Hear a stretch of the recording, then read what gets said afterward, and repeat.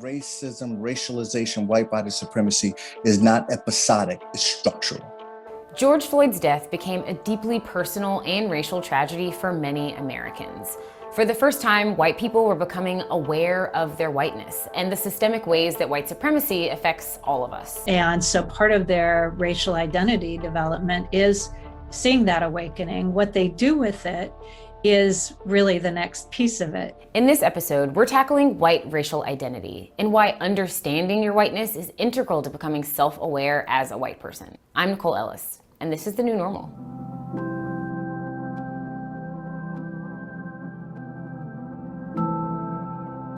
I am originally from a smaller town in Oklahoma. Whiteness was the default and whiteness was the comfort. Part of the structure of racism in the way that it's maintained is to keep us from recognizing that racism is a part of our daily lives. And so it's a longer term process of looking at your understanding of yourself in the world, both historically, but also contextually, the family you live in, the community you live in, and what role whiteness plays in that.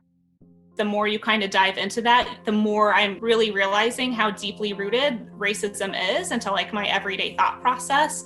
No matter how much you work at that, there's still even almost more work to be done.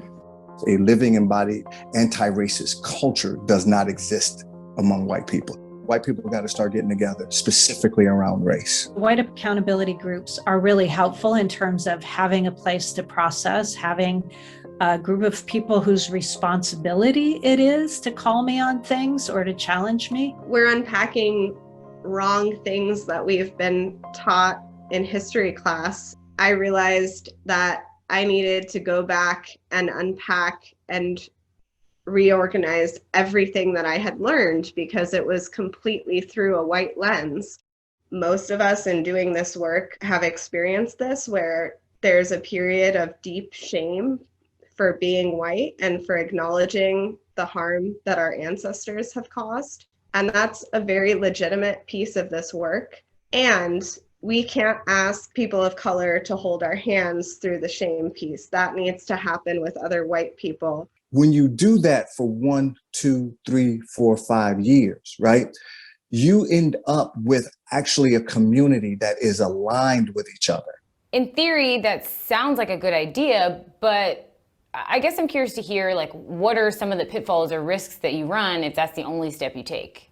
The biggest answer is white people don't really understand racism.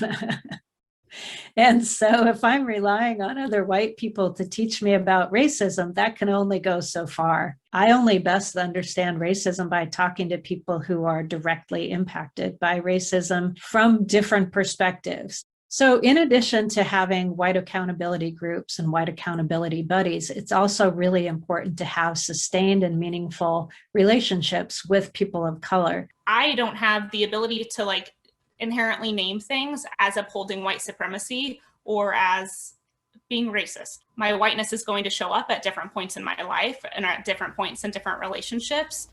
But is it fair or healthy to be seeking out relationships with people just to have a diverse network? Because I feel like for people of color, you're kind of constantly trying to gauge whether or not it's worth it to be vulnerable or share how someone hurt you when your white colleagues or coworkers or friends mess up. Share how someone hurt you when your white colleagues or coworkers or friends mess up. There's a different cost for my friends of color to be in relationship with me. So I think one of the things that's really important is ongoing, being a friend on an ongoing basis for lots of different things, not just like thinking about racism as a part of our friendship when there's something horrible that happens. Those relationships are, number one, for me to be there for them as them for me. It's a relationship, and so it should be reciprocal, but also so that I have a broader understanding of the world. Everything I thought about how I existed in my white body in the world was very wrong. And I needed this new lens to see the world through. So I think that's been a big piece of my own work. We're going to continue to cover topics like this in the coming weeks, so stay tuned. For more stories like this one, follow The Lily on Instagram.